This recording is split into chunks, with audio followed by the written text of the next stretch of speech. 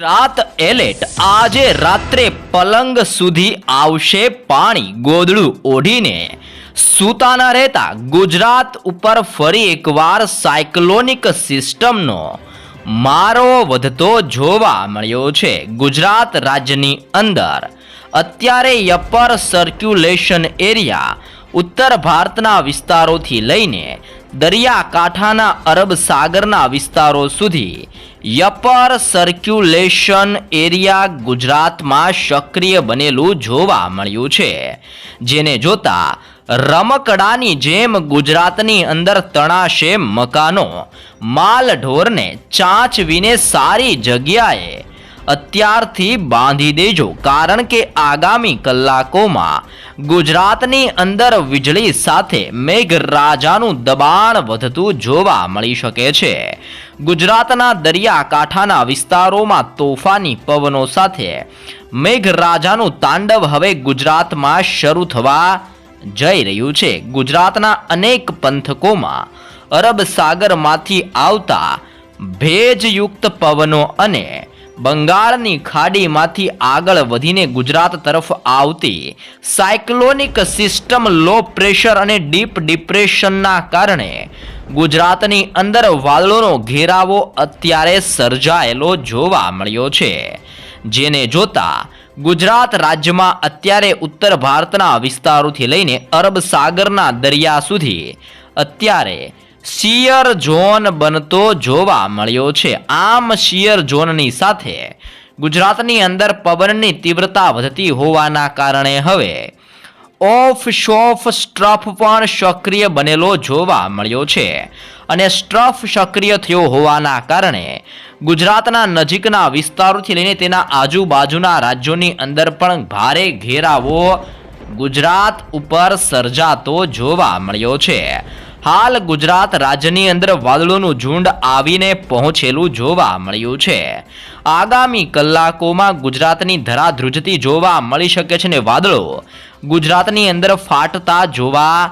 મળી શકે છે। વાદળો ફાટવાની કારણે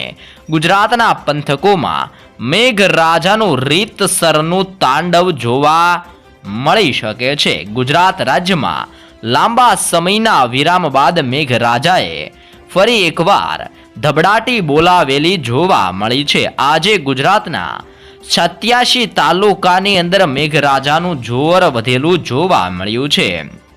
ગુજરાત રાજ્યની અંદર આ સિઝન દરમિયાન અત્યાર સુધીની અંદર ઠેર ઠેર પંથકોમાં વરસાદના કારણે ભારે મેઘ તાંડવ સર્જાયેલો જોવા મળ્યો છે, અને ગુજરાતના જુદા જુદા વિસ્તારોની અંદર મેઘરાજાનું જોર વધવાના કારણે ગુજરાતની અંદર અત્યાર સુધીમાં 70% સુધીનો વરસાદ ખાબકેલો જોવા મળ્યો છે, જેમાં સૌથી વધારે વરસાદ કચ્છના વિસ્તારોની અંદર પડેલો જોવા મળ્યો છે। કચ્છના વિસ્તારોમાં આ સિઝન દરમિયાન 80%નો વરસાદ કચ્છના વિસ્તારોમાં ખાબકેલો જોવા મળ્યો છે। સૌરાષ્ટ્રના દરિયાકાંઠાએ વિસ્તારોની અંદર પવનની તીવ્રતા સાથે સૌરાષ્ટ્રના દરિયાકાંઠાના વિસ્તારોમાંથી ભેજયુક્ત પવનો ફૂંકાવાના કારણે સૌરાષ્ટ્રના જિલ્લાઓમાં આ સિઝન દરમિયાન 75%નો વરસાદ સૌરાષ્ટ્રના જિલ્લાઓમાં પડેલો જોવા મળ્યો છે। દક્ષિણ ગુજરાતના દરિયાકાંઠાના વિસ્તારોની માહિતી મેળવીએ તો દક્ષિણ ગુજરાતની અંદર પણ આ સિઝન દરમિયાન મેઘરાજાનું જોર વધેલું જોવા મળ્યું છે, ને 72% સુધીનો પણ વરસાદ દક્ષિણ ગુજરાતના વિસ્તારોમાં જોવા મળ્યો છે। તો ઉત્તર ગુજરાતના જિલ્લાઓમાં મેઘરાજાનું દબાણ નબળું પડ્યું હોવાના કારણે ઉત્તર ગુજરાતના જિલ્લાની અંદર વરસાદીય સિસ્ટમ નબળી હોવાના કારણે 48%નો વરસાદ આ સિઝન દરમિયાન અત્યારે ઉત્તર ગુજરાતના જિલ્લાઓમાં ખાબકેલો જોવા મળ્યો છે, અને સૌથી ઓછો વરસાદ ગુજરાતની અંદર મધ્ય ગુજરાતના જિલ્લાઓમાં સૌથી ઓછો વરસાદ 44% સુધીનો આ સિઝનનો વરસાદ અત્યારે ખાબકેલો જોવા મળ્યો છે। આમ રાજ્યના અનેક પંથકોમાં અમુક વિસ્તારોની અંદર ભારે દબાણની સાથે મેઘરાજાનું તાંડવ ગુજરાતની અંદર વધતું જોવા મળ્યું છે। તો આગામી કલાકોમાં ગુજરાતની અંદર ગાજવીજ સાથે થંડરસ્ટ્રોમ એક્ટિવિટી એટલે કે વીજળીના ચમકારા ગુજરાતની અંદર જોવા મળશે। વીજળીના ચમકારાની સાથે ઠેર ઠેર પંથકોની અંદર ગુજરાતની અંદર વાદળોનો ઘેરાવો હવે સક્રિય થઈને ઠેર ઠેર વિસ્તારોમાં ભારે દબાણ ગુજરાત ઉપર દર્શાવતા જોવા મળી શકે છે અને પવનોની તીવ્રતા સાથે ગુજરાત રાજ્યની અંદર રીતસરનું તાંડવ આગામી કલાકોમાં સર્જાતું જોવા મળી શકે છે। તમે લાઈવ જોઈ શકો છો કે અરબ સાગરના દરિયામાંથી અત્યારે તોફાની પવનો આગળ વધીને ગુજરાત સાથે અથડાતા જોવા મળ્યા છે અને આ પવનો જે અત્યારે અરબ સાગરમાંથી ફૂંકાતા જોવા મળ્યા છે, જેની ઝડપ 45 કિલોમીટર પ્રતિ કલાકની ઝડપથી લઈને 50 કિલોમીટર પ્રતિ કલાકની ઝડપે આ પવનો આગળ વધીને ગુજરાત સાથે અથડાઈને ગુજરાત ઉપર સિસ્ટમનું ફરી એકવાર જોર વધારતા જોવા મળ્યા છે। હાલ ગુજરાત રાજ્યની અંદર આ વર્ષ દરમિયાન અત્યારે વરસાદનો ચોથો રાઉન્ડ ચાલી રહેલો જોવા મળ્યો છે અને આ નવો રાઉન્ડ છે, જેના કારણે નવા રાઉન્ડની અંદર ગુજરાતની અંદર અત્યારે ચાલી રહેલા આશ્લેષા નક્ષત્ર દરમિયાન ઠેર ઠેર પંથકોની અંદર વિરામ બાદ મેઘરાજાએ ફરી એકવાર જોર ગુજરાત ઉપર શરૂ કર્યો હોય તેવો માહોલ ગુજરાતમાં જોવા મળી રહ્યો છે। ગુજરાતની અંદર વાદળોનો ઘેરાવો અત્યારે સર્જાઈને ગુજરાતના પંથકોની અંદર જોર વધારતી સિસ્ટમ જોવા મળી છે અને અરબ સાગર અને બંગાળની ખાડીમાંથી ફૂંકાતા પવનોની તીવ્રતાની સાથે હવે ઉત્તર ભારતના વિસ્તારોની અંદર એક જે અપર સર્ક્યુલેશન એરિયા સક્રિય બનેલું જોવા મળ્યું છે, જેનો છેડો ગુજરાત સુધી લંબાયેલો જોવા મળ્યો છે। તમે જોઈ શકો છો કે અપર સર્ક્યુલેશન અત્યારે જોધપુરના વિસ્તારોની અંદર ગ્વાલિયર અને નવી દિલ્હીના વિસ્તારોની અંદર એક છેડો જોવા મળ્યો છે ને બીજી છેડો નાગપુરના વિસ્તારોની અંદર, મુંબઈના દરિયાકાંઠાના વિસ્તારોની અંદર અને ગુજરાતના અમુક વિસ્તારોમાં આ બીજી અપર સર્ક્યુલેશન એરિયાનો જે છેડો છે જે લંબાયેલો જોવા મળ્યો છે ને આ સંપૂર્ણ વિસ્તારોમાં સિસ્ટમનું ભારે દબાણ વધતું જોવા મળી રહ્યું છે। ફરી એકવાર જોર વધવાના કારણે પવનોની તીવ્રતા સાથે ગુજરાતની અંદર રીતસરનું હવે મેઘતાંડવ શરૂ થવા જઈ રહ્યું છે। હવામાન વિભાગની લેટેસ્ટ માહિતી મેળવીએ તો હવામાન ખાતા દ્વારા પણ ગુજરાતની અંદર આજે 4 જિલ્લાની અંદર ભારેથી લઈને અતિ ભયંકર વરસાદ પડવાને લઈને 4 જિલ્લાઓમાં એલર્ટ જાહેર કરી દેવામાં આવી રહ્યું છે અને ગુજરાતની અંદર આગામી કલાકોમાં વીજળીના ચમકારાની સાથે ગુજરાતના પંથકોની અંદર રીતસરનું આભ ફાટતું જોવા મળશે। પવનોની તીવ્રતા સાથે સાયક્લોનિક સિસ્ટમ મજબૂત બનવાના કારણે ગુજરાતની અંદર મોટી હલચલ સર્જાતી જોવા મળી છે ને જેમાં પણ આગામી કલાકો અને મોડી રાત દરમિયાન અત્યારે ઉત્તર ગુજરાતના વિસ્તારોમાં સિસ્ટમનું ભારે દબાણ વધી રહેલું જોવા મળ્યું છે, જેના કારણે ઉત્તર ગુજરાતના જિલ્લાઓની અંદર સિસ્ટમની અસરોને જોતા ઘાતક પવનો અત્યારે ઉત્તર ભારતના વિસ્તારોમાંથી આવીને ગુજરાત તરફ આ તોફાની પવનો આગળ વધતા જોવા મળ્યા છે અને તોફાની પવનોના કારણે રાજ્યની અંદર ઘોર અંધકાર સાથે વાતાવરણની અંદર મોટા પલટાવ સાથે હવે વરસાદ આવવાની પૂરતી સિસ્ટમનું બળ ઉત્તર ગુજરાતના વિસ્તારોની અંદર વધતું જોવા મળ્યું છે ને જેમાં ઉત્તર ગુજરાતની અંદર આજે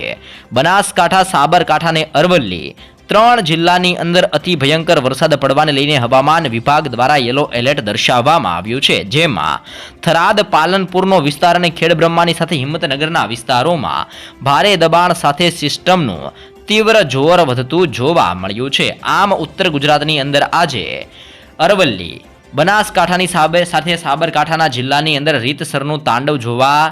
મળી શકે છે। સાથે સાથે ગાંધીનગરના વિસ્તારની અંદર, મહેસાણાના જિલ્લાની અંદર અને પાટણના જિલ્લાની અંદર પણ જોર વધતું હોવાના કારણે રાધનપુરના વિસ્તારોમાં અત્યારે સિસ્ટમનું દબાણ મજબૂત બનતું જોવા મળ્યું છે। હિંમતનગરના વિસ્તારોની અંદર અને વિરમગામના વિસ્તારોમાં પણ ભારે અસરો જોવા મળી છે। આમ ઉત્તર ગુજરાતના વિસ્તારોની અંદર રાજસ્થાન ઉપરથી આવી રહેલા તોફાની પવનો અને અપર સર્ક્યુલેશન એરિયાના કારણે